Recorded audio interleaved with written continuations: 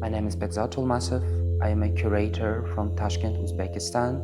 I mainly work with the topics of displacement, diaspora, feminist collectives, closely working with artists and art institutions. And the topics I research is around the diaspora and how to represent and work with those topics, especially diaspora of the second and third generation. First of all, the structural change in Uzbekistan has started at 2016 when the political power has changed. Many sectors and different parts of the community and the country has started shaping, and obviously the art market has started to change. I would probably say and put as a mark of the cultural reset 2019, but more generally, Uzbekistan has started a new path in 2016 when the authority and political power has changed. And why I do such a big accent on 2019 and 2020, because Uzbekistan has started putting a huge attention on the representation of Uzbekistan on a global market, as the country has been relatively closed, and there were huge exhibitions in 2020-21 organized by Arts and Culture Development Foundation at the Venice Biennale, at the Louvre Museum. So we can say that Uzbekistan appeared on a global art market in 2021-2020. Meanwhile, inside our country, there was a huge need for structural changes because the inherited Soviet models, hierarchies in the art market was not the thing that young emerging artists and contemporary artists fit in. Probably I would make a highlight on 139 documentary center initiated by Timur Karpov, and the exhibition in 2021 called Cotton, co-curated by Timur Karpov and Yana Harasho, was a highlight and an important message to contemporary arts in Uzbekistan, that there are topics that we didn't talk about, especially about the labor, about the cotton, and seeing the exhibition was a huge sign that we are about to open and about to transform our local market and also represent ourselves outside.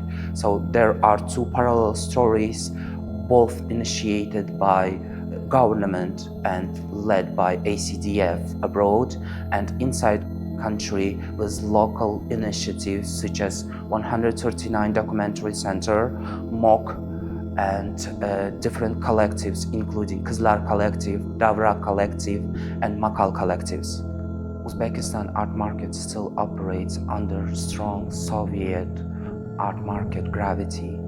And as we can see now in Uzbekistan, there is still an organization called the Academy of Arts, representing hierarchy, academy gatekeeping, and the models created during Soviet times. You can feel this sense of Sovietness, I would say, when you visit the exhibitions, when you talk to the curators or to the historians that are represented by that organization. In the exhibitions and in articles, they still use the term Middle Asia rather than Central Asia. So talking to those organizations and to people who work there, I can feel that they still continue the legacy and the models by the Soviet times, especially when it comes to the artistic production, how the pieces are acquired by the museums. It's the same logic and model, especially how the museums in the regions purchase new pieces in their collection. There are no selection committees or curatorial groups. that go to the regions, research and nominate the pieces. There are open calls just 2 or 1 week before the announcement of the winners or the pieces that are purchased. So it's less accessible to wider artistic community. The museums do not put the production fee in the pieces. That's why mainly the paintings are purchased by those collections, by those archives. Meanwhile, there is no such model of commissioning, making open calls and putting money on a production. It makes like a huge group of artists, especially that are into multidisciplinary contemporary practices, less visible inside Uzbekistan, because SIM cannot produce the pieces by their own and applying to open calls that are announced just a week before the deadline without any guarantees that your piece or your budgets will be covered by those institutions. From my personal experience working in the art markets in Uzbekistan and being close to Kazakhstan art market, I'd say that the difference between our markets, even though they are close to each other, they are quite different, especially when it comes to how those initiatives are funded. Probably because Kazakhstan has always been more open, especially till 2016 in comparison with Uzbekistan. It helped the art market to create their own infrastructure, and since there was less censorship from government, there were more artists and also patrons built and put the infrastructure for the artistic community and for the art market. If we compare the projects that are being launched in 2025 and 2026, we can see that in Kazakhstan, the institutions are mostly supported by the private sector, private semi-governmental. Meanwhile, in Uzbekistan right now, it's mostly supported by the government, and I'd probably say that Uzbekistan is applying the Gulf Qatari model in the art market, building one huge organization that is responsible for representing the country outside and also at the same time inside, which includes huge events, symbolic architecture, and huge biennials that are fully commissioned by those organizations. And I guess both models are working quite well if we compare Uzbekistan, Kazakhstan, even 10 years before that. We can see that there are biennials and both independent and governmental art spaces, institutions that are already operating, and more projects are being launched by the support of the private sector. Bukhara Biennial as an event highlights the infrastructure and the reforms done by the authorities for the last 10 years. This project represents the infrastructure and the reforms that are being built or done in Uzbekistan for the last decade. Uzbekistan has been quite closed and quite autonomic country that used not to be a part of a global discourse. Visiting Bukhara, an old city that has been a heart of the Silk Road, and seeing that those old madrasas and caravansarais are transformed into public spaces. And I need to highlight that those caravansarais and madrasas have been restored specifically for this event. And seeing the scale of the event and that the infrastructure and all the pieces have been produced inside of Uzbekistan, in Tashkent, Samarkand, Bukhara, almost in each region of Uzbekistan, and seeing that all the pieces are done in collaboration with craft people makes this event the highlight of 2025. the old part of a city has again become the heart of a city itself. I had conversations with many local people, and they say I'm in an old city for the first time in 2 or 3 years. Bukhara Biennial has shifted this old historical city into something very alive, very transformative and very performative, even for local people, and seeing that people just going through contemporary art pieces, exhibitions, and the pavilions of the biennial with their families was something very heartwarming and special for me.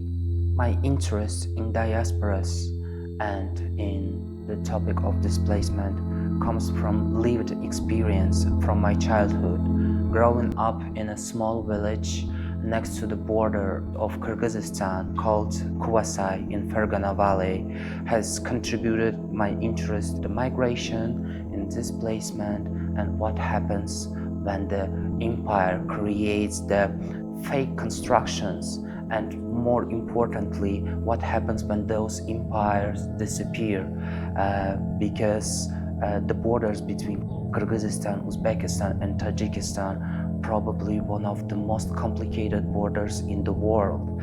And growing up in a village that has been next to the border of Kyrgyzstan and seeing how those borders have been shaped every single year of my life is a truly complicated experience as a child, analyzing why those borders are being built, simply because when I was 6 years with my family members, we used to just run to the border, to the side of Kyrgyzstan, because simply there has not been border.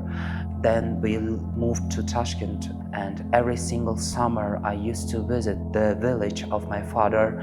I used to see that the border has been shaped. In a couple of years, the borders have been fully closed, and people simply could not move to see each other. And the story that still with me is about our neighbor whose mother has passed away in a village just 30 kilometers from Kuvasai, but on the side of Kyrgyzstan. She wanted to say goodbye, and she was forced to have a car to Tashkent. From Tashkent, she had a flight to Moscow, and from Moscow to Bishkek, to Osh, and then to Kızılkaya, just to be at the ceremony. Meanwhile, this trip could be just like an hour trip to be in her homeland village. It took a couple of days just to escape the closed borders. And also at the same time, Kuvasa village is the village where most of the Turkmen heads have been displaced during the Second World War from the territory of Georgia to Uzbekistan, to Kuvasai village, to Fergana Valley. In 1989, when the empire started collapsing, there was a civil conflict between Uzbeks and between Turkmen heads, and living in a place where they have such a silent trauma that is not discussed by almost anyone, because many people of the community have participated in those protests and in those aggressive movements towards the small ethnicity group in Fergana Valley. And seeing that and trying to understand why did it happen and how to work with this topic, not to repeat it again, brought me to researching the topics of displacement. And I mainly right now work with those topics. Growing up in a city with such a complicated history of the closed borders, of the civil conflict between minority and majority, and in a complicated reality that existed at that time. Based on my experience, I'd say that I do not try to avoid the Western expectation of the topics. I more work with the local context and local community, and in some cases those expectations might match.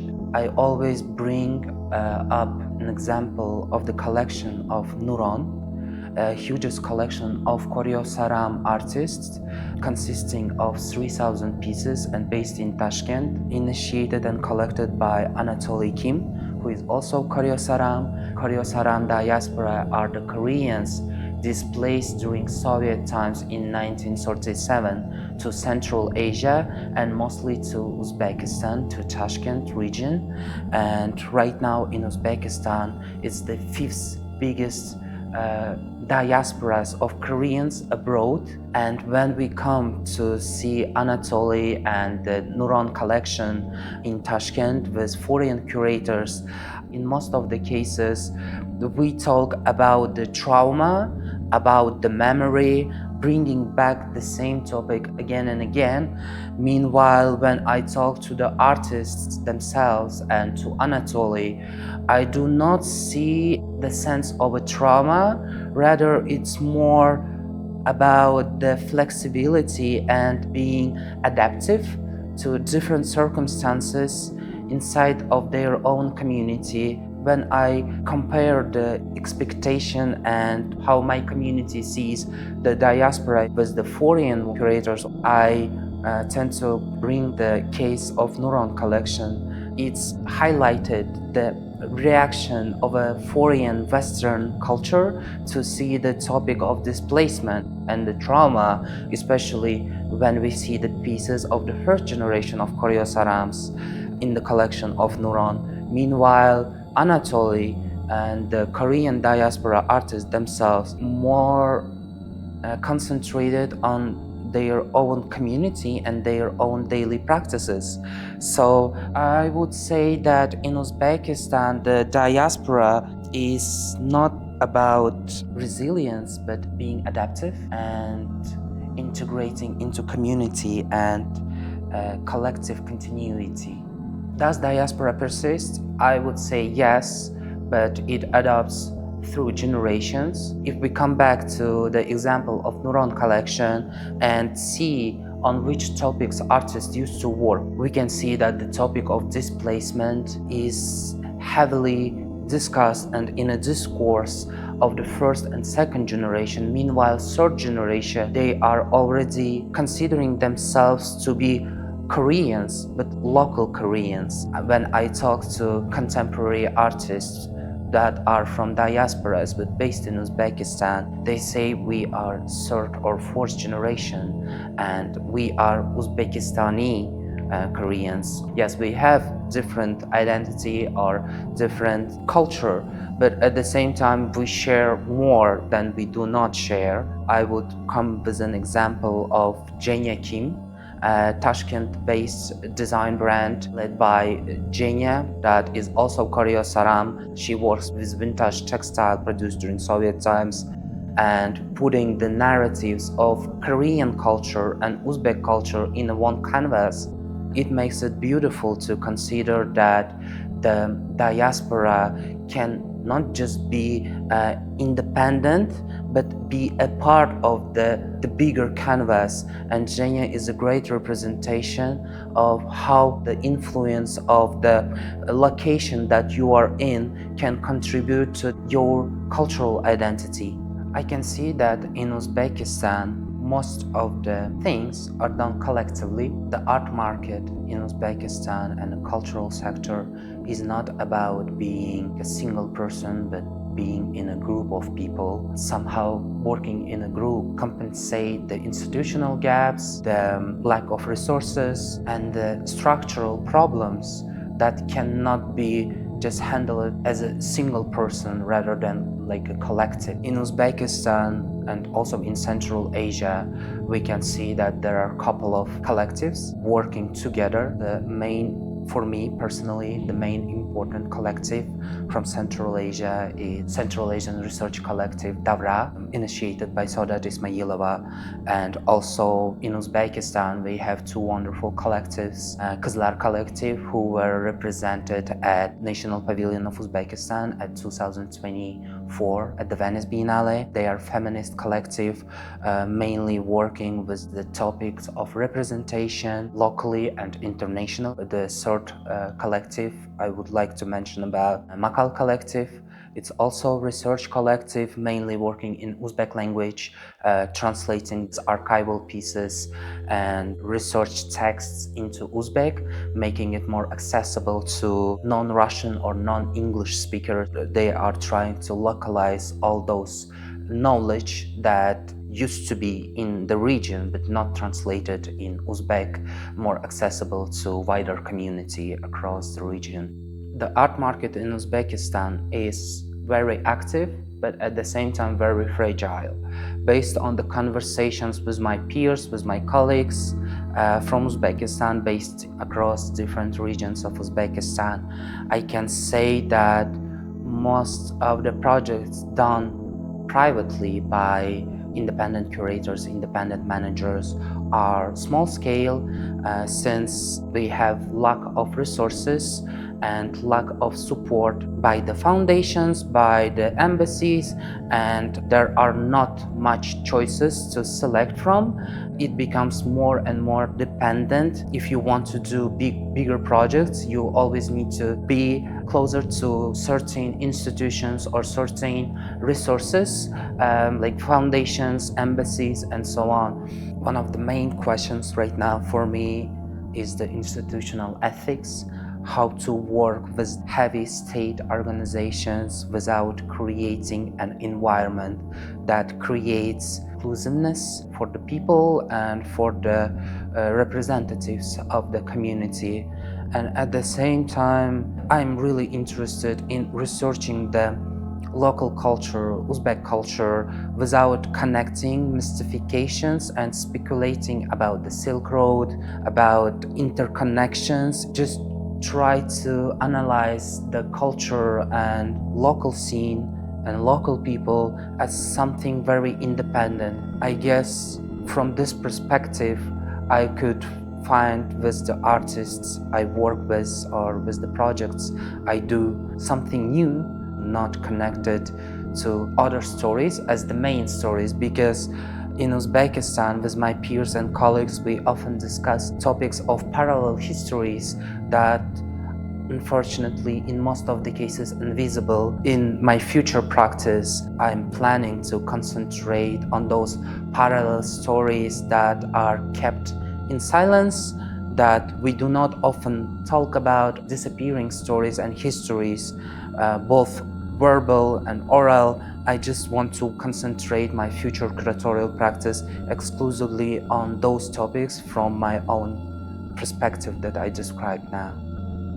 And I want to say thanks to Fora Gallery for inviting me and giving me a platform to speak about my personal experience and personal view on the region I live and work in. Thank you.